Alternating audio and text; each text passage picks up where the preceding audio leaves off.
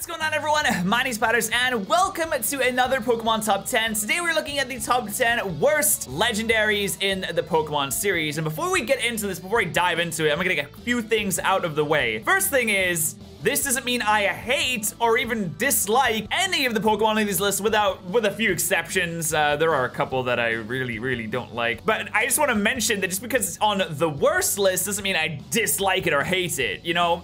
Out of the huge plethora of legendary Pokemon that we have in the Pokemon series, these are just the 10 that I think just are the worst of a very good bunch, that's all. And the second thing is, no, Darkrai will not be on the list. You can save your jokes in the comment section. I can see them already. But hey, if you guys enjoyed this video, be sure to leave a like and subscribe for more. And without further ado, let's get into it. And so before we get into number 10, if you have your own list, be sure to leave them in the comment section below. As long as you respect my opinion, I'll respect yours as well. But at number 10, we have Meloetta. And like I said, it's not like I hate these legendaries, just that they're, for one reason or another, I think that they're some of the worst. And in Meloetta's case, Meloetta is kind of boring.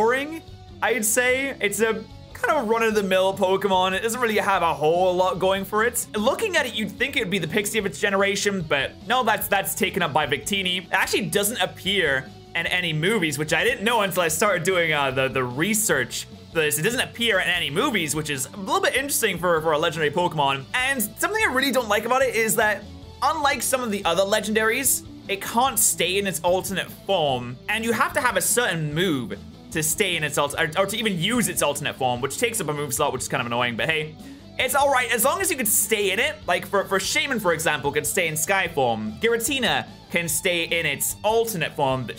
With Meloetta, you change into it, and as soon as you switch out, you revert back to its original one, which kind of sucks because its alternate form seems like it could be really fun to use in battle, but you always have to use up that first turn switching into it. So if you want like a specific set to use with it or anything like that, you can't really do that very effectively unless you want to waste that turn every single time you switch it out and switch it back in. Meloetta is at number 10. Let's get on to number 9. Next up, we have number 9. But before we get into that, I just want to mention, I didn't mention this before, but with the way that Pokemon is doing the legendaries now, they split it into two categories, mythical and legendaries. I am counting mythicals in the legendary video. I know it might be confusing for some people. Some people might be like, what are you talking about? They're all legendaries. But they started splitting out to mythical Pokemon and legendary Pokemon. I will be counting mythicals in this, just so you're aware. I also won't be counting Ultra Beasts. That could be saved for a different video, but I won't be counting those. But anyway, number 9, I kind of debated on how I was going to do this, but I decided that they're all so similar, I should keep them in the same slot. So number 9 is the Reggies.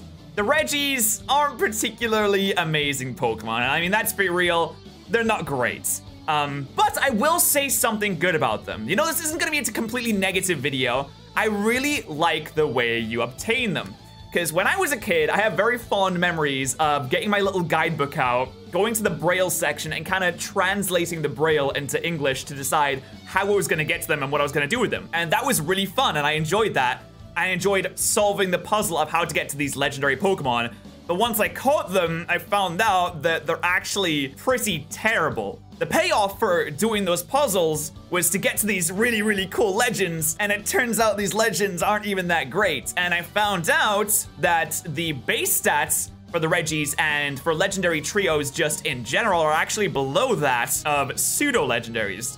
So they have a base 580 stats as a whole, whereas pseudo-legendaries have base 600. Which confuses me a little bit because I feel like pseudo-legendaries should be below legendaries, but that's just my opinion anyway. They're not very useful in the game, but they do have a cool method of obtaining them. So coming in at number 8, we have Virizion. And Virizion is another Pokemon, another legendary that I forget about a lot of the times. Like when I think of the Swords of Justice, you got Terrakion, you got Cobalion, you got Keldeo. I'm pretty sure Keldeo counts as one.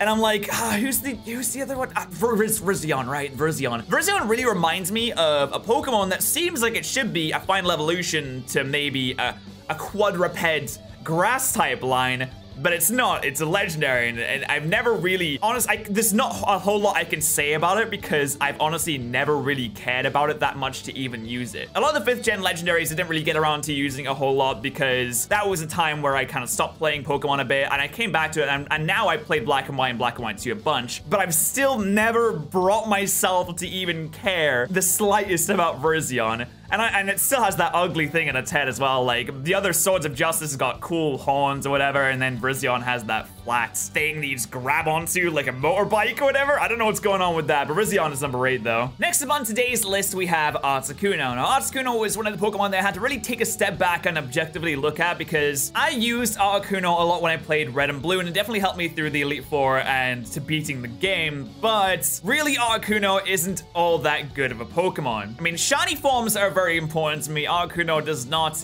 have a very good one. And I just want to talk about the weird way that you go about finding the legendary birds in X and Y, which is you have to find it in the wild, then find it 11 times exactly for some reason, specifically 11 times. And then you have to go and fight it in a cave, which is just really strange. I don't know why they did that, but it does have a good location, I will admit. The legendary is put in a good place. It really feels like you've earned the Pokemon, and it doesn't really tell you a whole lot beforehand that when you're going into Steelform Islands, that's what you're gonna find. You just get to the bottom and you're like, wow, a legendary, that's cool.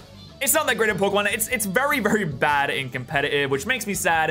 It has a pretty cool design, but it's honestly not very good of a legendary. We have another legendary bird at number 6, and this is a Pokemon I can't really give as many concessions to, which is Moltres. Now, the location for Moltres, unlike Articuno, in Red and Blue isn't too great. They did improve it in Fire Red Leaf Green and put it in a location that makes more sense, at least. In Red and Blue, it's just sitting in Victory Road, like you really can't miss it.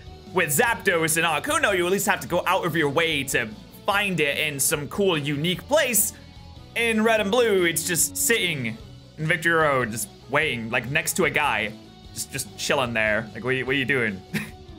Moltres is another Pokemon that isn't very good in competitive, and its sprites, Generation 1? Ooh, geez, that's probably one of the ugliest sprites I've ever seen. Another Pokemon that doesn't have a shiny that's very good, a shiny form is very good, and it's outshined in terms of its typing in Generation 1 by Charizard, because Charizard is the starter Pokemon, and I know people are gonna be like, oh, Charizard sucks. Still, it is outshined by Charizard for the majority of the time in Generation 1, and in Generation 2, we have Ho-Oh, another flyer flying type, which is much better than Moltres. Moltres is at number 6. Now we are halfway through this. Coming in at number 5 is something that's gonna be a surprise for a few people. It's actually Arceus. And I think that Arceus is probably one of the biggest letdowns in the Pokemon series. Arceus is supposed to be the god of all Pokemon, and they really didn't do anything with Arceus. Even in Generation 4, the event that was supposed to let you get an Azure Flute to actually go and catch it in-game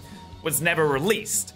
Arceus is obtainable through events, and that's a really, really bad way, in my opinion, of releasing the god of all Pokemon. In my opinion, it should have had its own game. It should have had its own generation. This is the all-powerful being.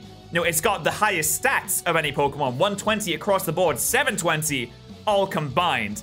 And they really went above and beyond and did nothing with Arceus, which sucks so bad because there's so many cool things you could do. You could have a game just solely focused around the god of all Pokemon and how some evil team tries to tame it like they did with Dialga and Palkia.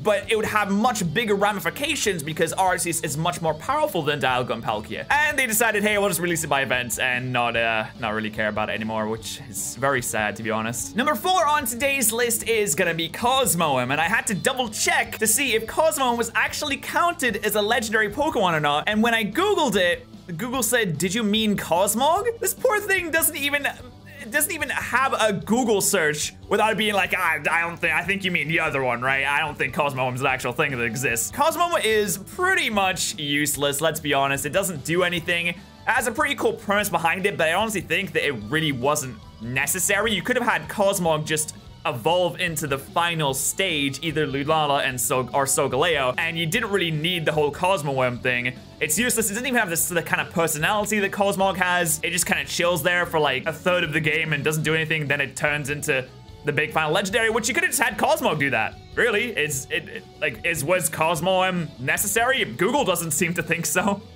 It doesn't have any good moves. Its stats are whatever, and it's just kinda there for some reason. Coming in at number 3 today, we have Uxie. Now Uxie isn't particularly a very interesting legendary to begin with. I like the other two of the League Trio more. It's not that great. It's kind of boring to use in battle because it's not very strong. It just has good defenses and it has a really weird design. But the main reason I don't like Uxie is because I was doing a versus Nuzlocke with my friends, Game Boy Luke, and right at the end, I was stalled out by a Uxie.